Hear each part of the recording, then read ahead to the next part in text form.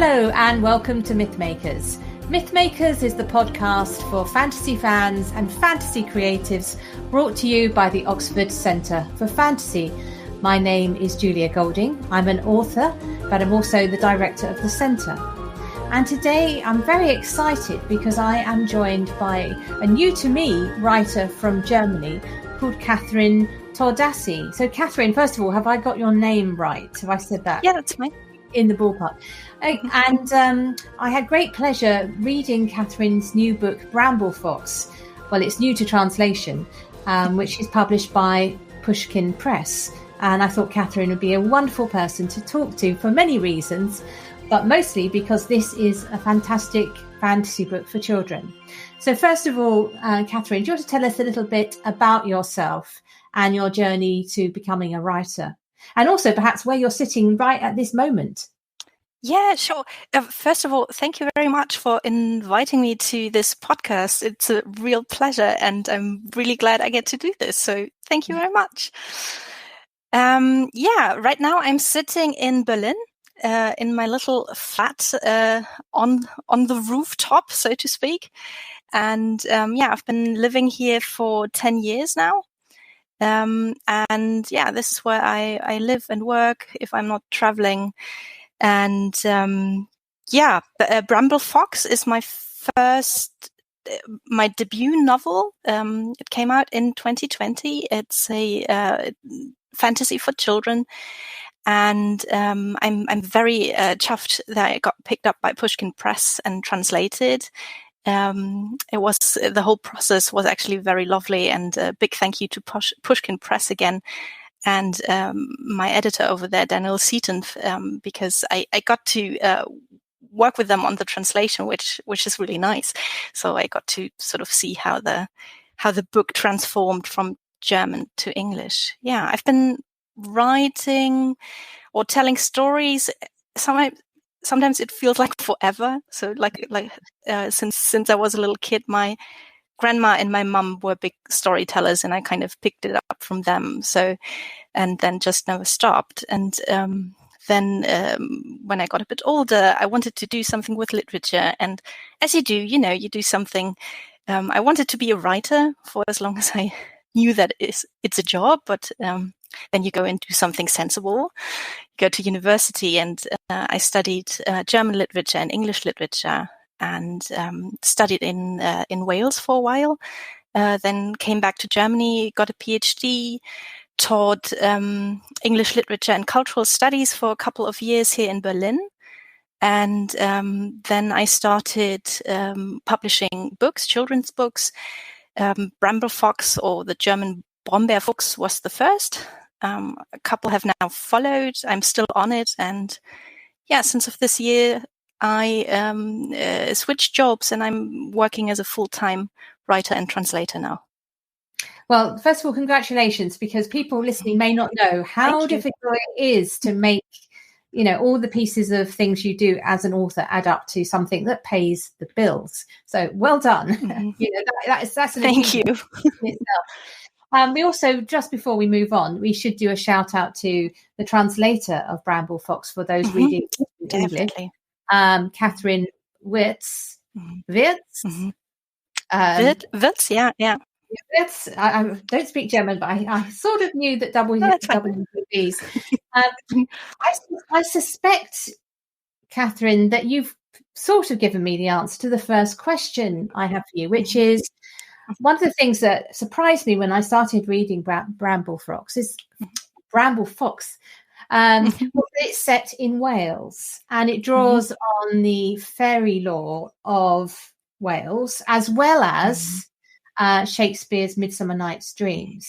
So the first question I have is, you're sitting in Berlin. What made you want to write a story set in Wales? Oh, yeah. First of all, big shout out to Katrin Wirtz, who wrote a really excellent translation. It was such an amazing experience to read a story that I've written, translated into another language, and she did this really beautifully. I already told her via email, but if she's listening to this, thank you, Katrin, once again. why did I choose to have this story and have Wales as a setting?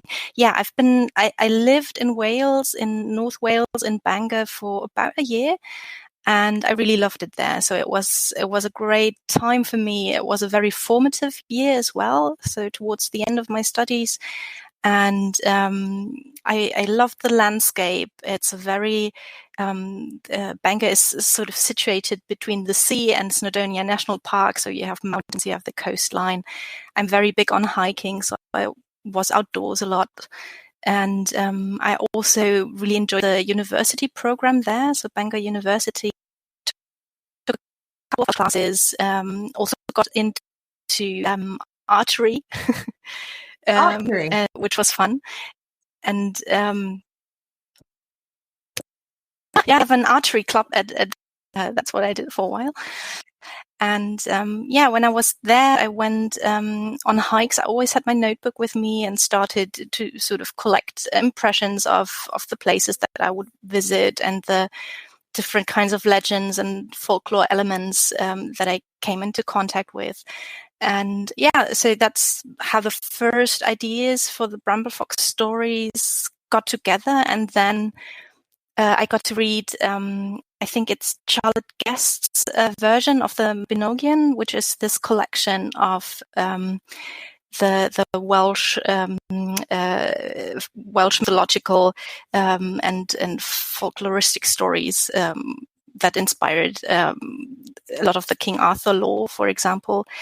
And there first came across Anun and Around, and so that sort of lodged in there. I read then more recently I came across a Welsh artist called CCJ Ellis, who did a wonderful art book on Welsh monsters and creatures. So there's a bit of inspiration there.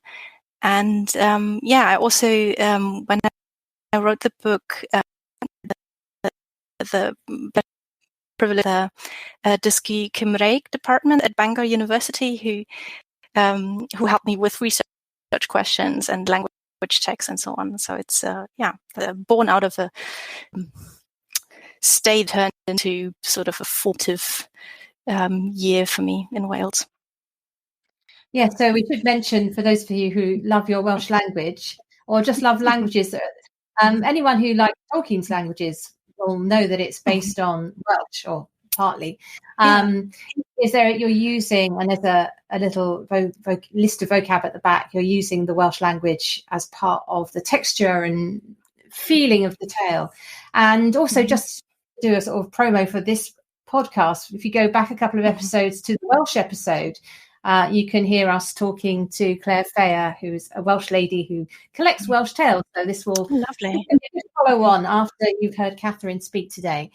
So I was also interested. So there you've got Wales as one centre for the story, but you then have many of the characters from Shakespeare's A Midsummer Night's Dream. Mm-hmm. Night's Dream has an element of existing folkloric characters and ones that Shakespeare made up and is of his play. But that's obviously he's a man from Stratford upon Avon, an Englishman. So how did you go along with the idea of incorporating the Welsh tradition with the English tradition? Or was your fact that you are from Germany mean that you could just ignore all that and just say, right, all in the same world? Well, I would call my method perhaps irreverent homage. So it's I'm kind of, I mean, I studied English literature, so Shakespeare was very big, of course, in the courses that I took, and A Midsummer Night was one of the plays that fascinated a lot. And I was also always fascinated by by sort of the myth surrounding Shakespeare, the author. So these questions of where did he get his ideas? Did he write the plays? Did someone else write the plays? So all these different kinds of myths and questions and stuff. So what I did when I wrote Bramble Fox, I knew that I wanted to include fairy lore, and always appreciated, or what I've been fascinated by when it comes to the use of myth and folklore in literature, is how these myths and legends overlap and transfer and transform in different cultures, but also in different types of literature, and how they get reread and rewritten. So this kind of pastiche or bricolage of different motifs put together into retellings and slightly askew stories of other material. I always liked when I read books that did that. So that was something that I wanted to try out. And in Wales, you have a lot of fairy lore. They're called or one term that is used there, Tylwyth Teg, so the fair family, as a sort of collective term for fairies or elves. What I did for Brahms, I sort of imagined Shakespeare as a traveler between worlds. So I thought, what if he actually went through a portal like the children in the books and visited the fairy world and came back with a bag full of stories, but he's made up to that more entertaining. And there was in an early Bramble Fox, there was this scene where Titania complained about him writing A Midsummer Night's Donkey Story is pure fabrication. So it's a bit of silliness, to be honest, coming from an English literature student. I think you're perfectly allowed to do that, because obviously here at the Oxford Centre of Fantasy, one of our sort of other touchstones is the Narnia stories, and C.S. Lewis completely mixes up, Greek mythology and all sorts of Arthurian legends, and he just goes, "Oh, okay, chuck a bit of this in, bit of that." He's like that. He's like that chef who goes around the kingdom, around the kitchen, pulling everything out of the cupboards put into his kingdom. So, I mean, you've just touched on it, but another way of describing Bramble Fox is that it's a portal fantasy, which we've had. Well, it's in folklore, the doors in the hillside you go through into another world, and you get it in literature in Alice in Wonderland and back to C.S. Lewis again. How did you come up with your version of the portal leading into this liminal land a land of mist that sits between our world and many worlds, but including the world of the Fae? Yeah, so liminal space, I find the idea behind that quite fascinating. So this idea that there are places where our understanding of reality dissolves, like threshold places, or even a space and time where we transition from one state of being to another. And of course, there's also the real life or metaphorical implications of that. There's tons of cultural studies on the idea of liminal rituals or liminal states of being that people in basically all societies that we know have to go through in order to grow up. So coming of age rituals would be one example, where you're sort of caught between the status of a child and a grown up, and then you go through a kind of ritual, and then you sort of slip into this new identity. And I really like this idea that you have to go through a sort of in-between phase. And for Ben and Portia, the borderlands between the human world and the fairy world, they signify exactly that. So they have to go through this place in order to distance themselves from the world they know, but also from their own place in the world. So they change quite a lot in this book. Ben needs to find more confidence and move a little bit out of his shell, and also confront his own personal grief. And Portia will discover that there's a certain wilderness in her that she has to contend with. So I like this idea of the transition that you have to that sort of unlocks things. So for people who are wondering, what kind of book this is that we're reading. I think that as having read it, I would say that it feels like quite a traditional children's tale in the sense of you've got children, well, one child going away to stay with relatives because her mother's in a bad place, who discovers the secret in the house, and has the spooky presence of a fox who keeps turning up, and she follows the fox, and the fox wants something from her. She doesn't know what, but she kind of gets led along. Her name's Portia. And then the other main character is a boy called Ben that you've just mentioned, who is sort of following on behind when Portia opens the door to the other world. So it's got a lot of air of mystery. It reminded me of things like Tom's Midnight Garden, books by Susan Cooper, those sorts of stories. So it's a wonderful read. So thank you so much. That's quite a flattering comparison. There's lots of characters there's lots of things to discuss, but one thing that I was thinking about it as from the point of view of also being a writer of fantasy is that you have in it a very interesting take on good and evil, in that the Bramble Fox, who I don't actually want to say who he is because it kind of it's a nice plot twist, but the Bramble Fox himself and Titania, who is the queen of the fairies, who we go on to meet, they are fearsome and they have their own agenda. And so do you think that having this, you can't say they're evil though. They're not like on the same scale as the humans in the story. So do you think it's important to complicate what's good and evil in fantasy?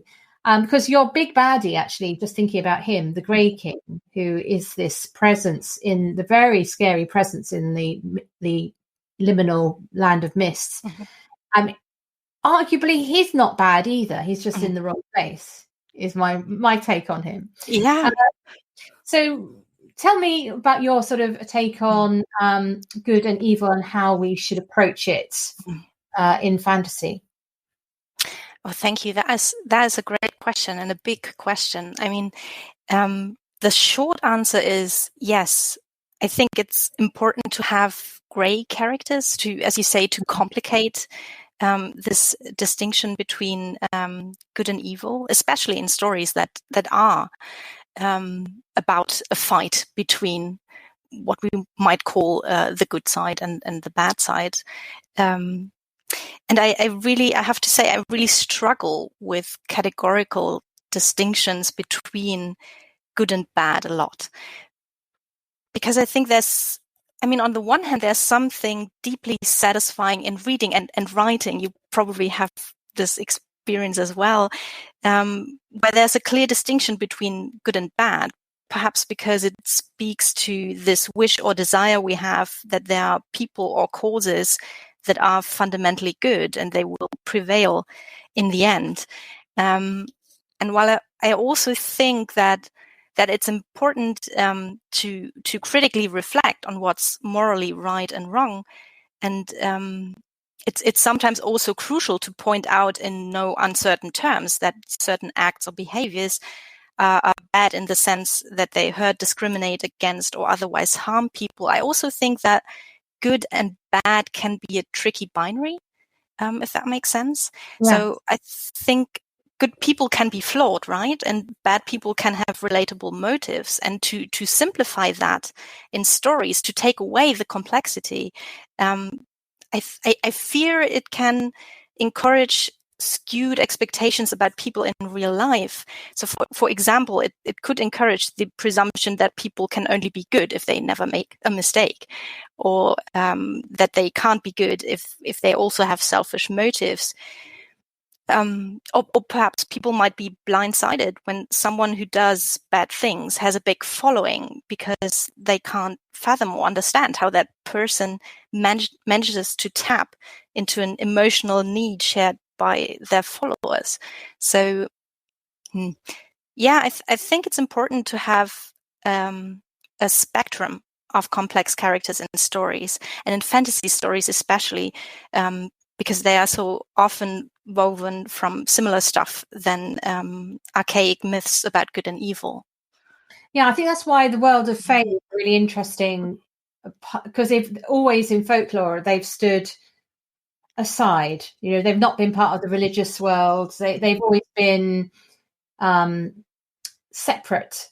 So having their own politics, their own reasons, and it's been a useful third point on the triangle of good, bad, and fae over there.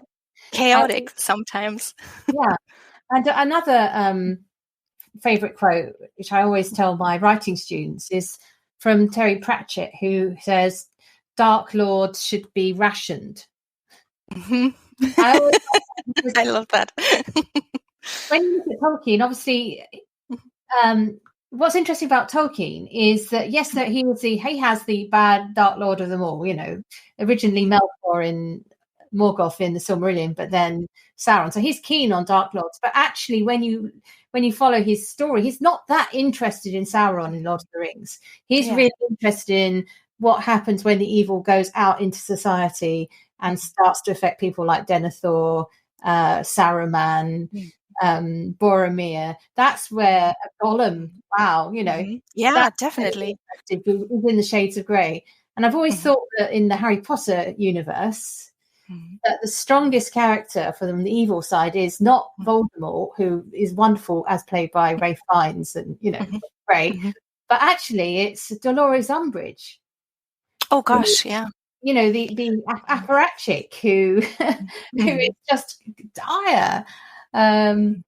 So I actually find those kind of characters far more interesting than the uber bad guy who, they're bad, Yeah. I mean, Billie Eilish, that's the definitely. I mean, it makes it easier to dismiss them, right? As Sauron, who's so profoundly, clearly evil, that you can push them sort of away and saying, okay, this is what we need to fight against, but this will never, I will never be in danger of becoming like that or becoming corrupted by that. So, and I think it's dangerous to, I really like the Terry Pratchett quote. It's dangerous to assume that, or to see evil always as something this big and huge and externalized, and not as a more force that can have an impact in so many ways, and that we have to engage with in ourselves as well. And I think that's one thing that Tolkien does really well, doesn't he? This idea of how it's not just how do I face an external threat, but also how do I deal with my own fears and flaws and shortcomings. And what makes us human is that we are flawed, but we can still do good things.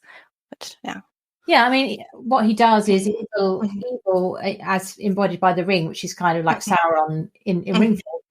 It's a test, and it shows where people fall on that scale of good and bad. Whereas with you, going back to the Bramble Fox, you make sure your two child characters are tested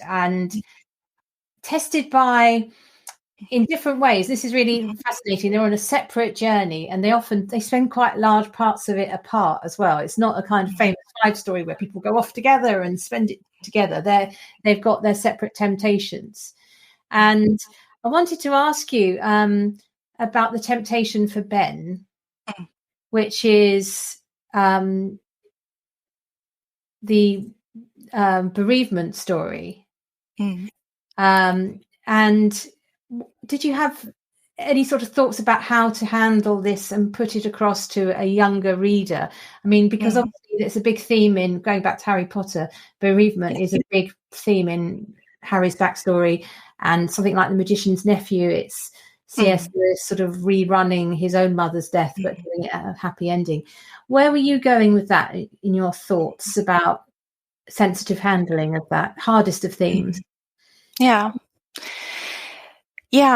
thought about this quite a lot, and that was one aspect of the story that was really important to me to get right, or as right as I could. I think when we're dealing with these big things like death and loss and grief, I think it's important that they have a place in children's literature, because, I mean, the sad truth is we all have to engage with these aspects of life and the feelings that they might bring up. And for some, this moment, or perhaps even in the form of first-hand experience of loss, comes quite early in life. So children will be confronted with illness and death. So in the book, Ben's father has died a year before the story starts. He's died of cancer, and Ben is still dealing with the grief of that.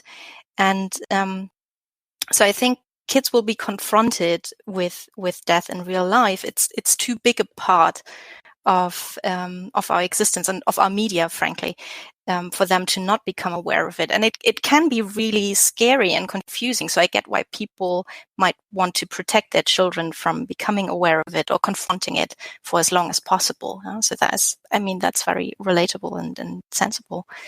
But I also think that it makes it easier to deal with the big things, the things that scare us, if we understand that it's a shared experience, and something that's woven into everyone's lives, not something that we have to deal with alone without having any reference to how others experience loss and grief. And I think that's actually what stories can do. So they can show us that we're not alone with what we're fearing or feeling or hoping.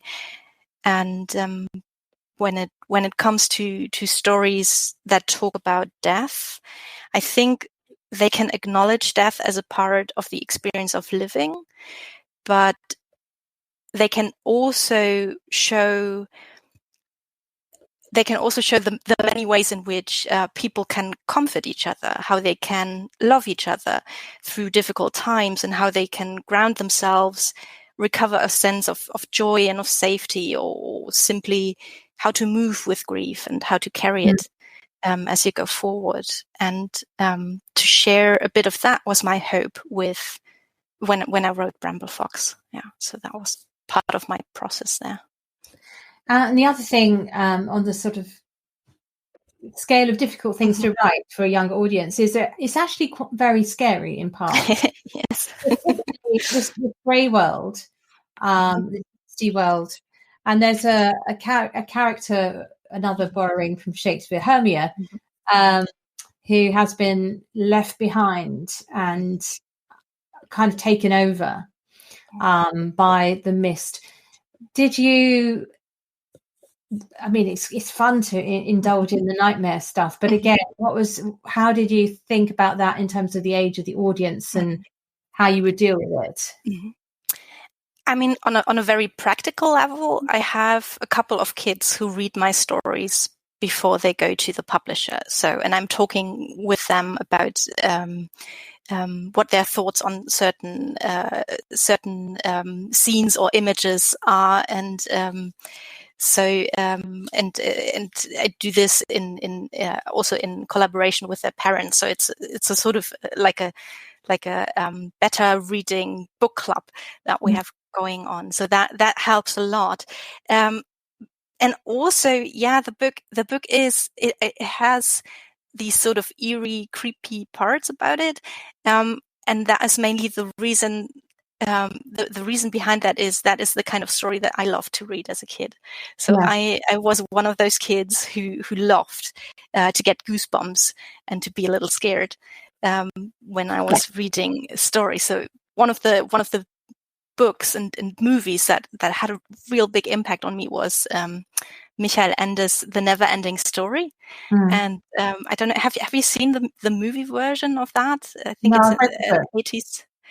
Yeah, and in the movie version, the images you get of the Gmorg, this wolf-like creature that sort of pursues the protagonist, or the Swamps of Sadness. So that is very horror-esque as well. And I know that this really left an imprint. But as in terms of how to sort of deal with or prepare kids or talk to kids who want to read this story. I think it very much depends on the kid. I mean, I know readers aged 10 who love Goosebumps and as much as I did as a kid, but I also know kids who don't want to watch Finding Nemo because they find this the shark too scary. Yeah. And I mean, that's perfectly fine. You know, it's all depending on the individual kid. And I think perhaps the best thing that parents or other adults who take care of children can do is to take an interest in what they like to read and to talk with them about it and be there when they have questions or the need to discuss something. Yes, I don't want to give people the wrong impression. It's definitely within the Goosebumps territory rather than the sort of the screaming, running behind the sofa territory. One of the things, Kathrin, you've done is what they did in Jurassic Park, the first movie, is the people who get the most scary things happen to them are adults. Mm-hmm. And I do think there is an element, as long as it's not the children, mm-hmm. you can get away with most things because adults, you know, it's a bit of it's okay, I'm safe kind of feeling. Yeah.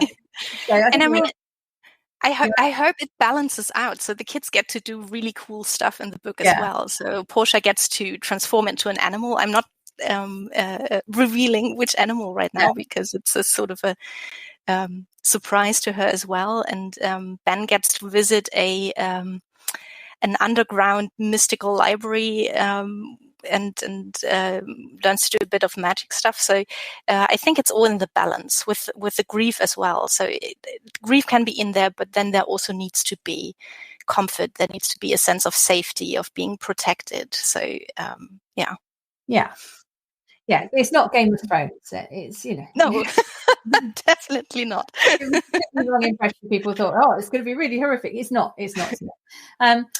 So when I was reading it, there were several moments where I wanted to shout at the hero characters, "Don't do it! Don't open the door! Don't open the don't follow the fox," and so on. How much fun was it writing those moments when you know your audience is going to be like really angry of your characters for being, you know, doing going into the haunted house then? Oh, lots of fun.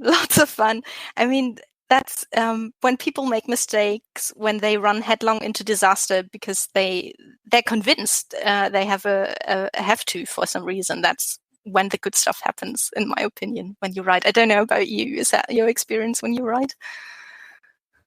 Yeah, definitely. I suppose it depends, doesn't it? Sometimes because you know the full picture, that you don't get the same feeling because it's you're taking them through it and you're just really enjoying taking them through it. Mm-hmm. Bad things have to happen to characters in order to plot. But I feel it more as a reader, I think, than as a writer. You know, that sensation is much more when I'm not in control of the person. And I can't stop. Whereas if I'm the writer, I've got the choice, and so I can throw them in. You know, that's true. True. No, that makes a lot of sense. I mean, as a reader, it's a little bit like watching a football game, isn't it? I mean, you have this view of the whole field, and you can say, "Oh, pass the ball! Can't you see?" Exactly. Wow. But the characters in the story, they don't have the full picture. So I had readers write to me because Portia makes a bad decision when she comes into Fairyland, and people have written to me and said, "Oh gosh, I don't get why she did that at this point." And I said, "Yeah, it wasn't a good decision, but at the moment she was in a situation of where she was emotionally very stressed, and sometimes you don't make the best decisions in the situation, especially if you don't have the full picture." Yeah, absolutely. So you mentioned Michael Ender's book in passing. Just thinking more broadly, you've done study in English literature and German literature. Do you see a difference between the German tradition of fantasy, looking at it in the broadest possible strokes, to the tradition? Is there something you think, oh, you know, that's really Germanic, that part of it is really, you know. Yeah, I hope I don't get myself into how do you say, into hot waters, deep waters. What is the phrase? Hot water. When I talk about this, I'm by no means an expert, but I have some thoughts on this. So in Germany, there's a long tradition actually of texts that incorporate magical and fantastical elements, especially during the Romantic period, with texts like Goethe's Faust, or E.T.A. Hoffmann's Der Sandmann, or Ludwig Tieck's Der Runenberg. So those are texts whose settings are closely modeled on the real world, with fantastical elements bleeding into the everyday. And we also had a similar trend to the rise and popularity of Gothic fiction in the UK and throughout Europe during the, I think, late 18th, early 19th century. Mm. So, but overall, my sense is that historically in Germany, there's a bit more magical realism or proto-urban fantasy going on than high fantasy, like what Tolkien did, for example, this whole fantastical world building. And I mean, as for more recent years, very generally speaking, if I compare, and I'm biased, so, well, we all are. Disclaimer. But if I compare the role of fantasy literature in the German literary canon with its role in British literary canon, I'd say there's a notable difference in terms of canonization, maybe, or appreciation even. So for one, British academia seems a lot more, and correct me if I'm wrong, but it seems a lot more comfortable with including fantasy and science fiction in their curricula these days. Yeah. And the recognition of these genres as worthwhile research subjects has started a lot earlier in the UK than it has in Germany. And same goes for the field of literary criticism outside of university. So in Germany, the literary feuilleton still maintains a very stark division between realist fiction and fantasy fiction. And there has been pushback, and there's, of course, a lot of great research on fantasy literature in Germany going on as well. You have the Library for Fantasy Literature in Wetzlar and the Forschungsinstitut für fantastische Literatur. So there's a lot going on. But fantasy literature still has a harder time getting critical or academic attention over here, which I personally think is, as I said, I'm biased. I personally think it's a shame, because there's a lot of great books out there which excel in creative world building, and they use magic as a metaphor for all kinds of issues kids and adults are dealing with. And maybe as a last point, all that said, the genre is vastly popular in Germany. Yeah, so lots of people read it, not only but especially in the field of children's literature. So some of our most popular and nationally and internationally successful authors have written children's fantasy. Michael Ende, who we already mentioned. You have Cornelia Funke and Paul Maar, to name just a few of those. And I'm also very excited about current trends in German fantasy literature, which is getting increasingly creative and loud with regards to celebrating diversity. So with an increasing number of fantasy books, including or focusing on queer and BIPOC characters. That's really something that I am celebrating as well. Yeah, absolutely. That's definitely happening in the British tradition as well. Front covers are changing, for example. You can see that the heroes, heroines are from all walks of life, and people are also looking into folkloric myths from lots of different cultures, not just the UK centered ones. Yeah. So you mentioned some there. Is there a underrated German fantasy series that we should look up? I mean, I know of the ones you've mentioned. I know Cornelia Funke and Michael Ende already. Cornelia Funke was really big when my children were reading. I don't know if she still is. I haven't, now they're growing up. I'm not talking the children's shelf as much. But certainly that they all were reading her. But is there someone we're missing that we need to know about in the English-speaking world? I mean, I could recommend a couple that I think would do really lovely in translation, but let me think about this for a second. I mean, one fantasy author that, I mean, he's definitely not underrated in Germany, but I don't know how widely he is known in an English-speaking context, is Ottfried Preußler, who is a children's book author who wrote in the 70s. So his books are more on the classical side.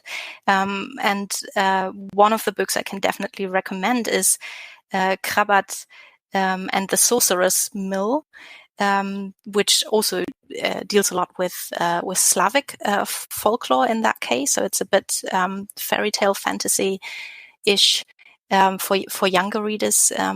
That one. Two series for young readers that have a lot of fans in Germany at the moment are one is called Die Flüsterwald Chroniken, so the Chronicles of the Whispering Woods by Andreas Suchanek, and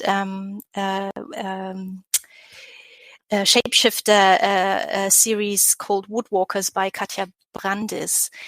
And there's also one book that is not a series, but one book that's very near and dear to my heart, because I got to watch it sort of grow from first idea to finished book. And that's Christian Handel's Rowan and Ash, which is a lovely gay young adult fantasy with fairy tale and folklore elements, which is not translated in English yet, but I'm hoping that will change. So yeah, some of our listeners may be German readers, so they can now. Yeah, definitely. We have to mention in that mix, we mustn't forget the Bramble Fox by Kathrin Tordasi. Yeah, thank you so much, Kathrin, for talking to us. And as an end, we always choose some theme, imagining that we can pick any fantasy world. It can be something that's in a TV series or on film or in a old series or a new book series. Basically, it just has to be a fantasy world. And we pick where is the best place to be or do something. Mm-hmm. So, we've picked things like the best tavern or the best place in the castle, that kind of thing. This time, in honor of you and for the way that your story begins, I thought, where is the best place to go and stay with an aunt? People may think, that's a strange thing to pick, but actually no. When you start to think about how many great children's stories start, they start with getting rid of the parents. Yes, and that's aunts, true. Or maiden aunts and great aunts are usually kind of these slightly neglectful stand-in parent figures. So where would you go and stay with an aunt, hoping to have an amazing adventure? Oh, I love this question. I mean, as is probably noticeable in Bramble Fox as well, I love food, and I love sitting somewhere cozy and having tea or a picnic. So I guess for a nice picnic, maybe 500 Acre Woods or Hobbiton would be a good place. Or I've very recently gotten into Thomas Taylor's Erie-on-Sea books, which is also a fantasy adventure series for kids, where you have this coastal town of Erie-on-Sea, and they have really good fish and chips alongside very funny and weird and exciting monster hunts. So that actually might be a place where I would go to visit an aunt. So I was asking myself the same question. I used this in my very first fantasy series for children. I sent my character away to stay with an aunt, which is why I thought about this. The Companions Quartet. But thinking about this, we've mentioned it once already. I seem to remember at the beginning of Tom's Midnight Garden, he goes to stay with his relatives. I can't remember exactly an aunt, possibly an aunt, because his brother had scarlet fever or something. Anyway, he's sent away because of illness in the household. And I've always loved that idea of this house with the clock that strikes 13 and you travel back in time. Mm-hmm. So I think I'd go to Philippa Pierce's Tom's Midnight Garden world to go and stay with an aunt. Less food. That sounds lovely. More time. That sounds lovely. Thank you so much, Kathrin. It's been wonderful talking to you today, and I wish you all the best with Bramble Fox, as it's now coming out in English, published by Pushkin Press.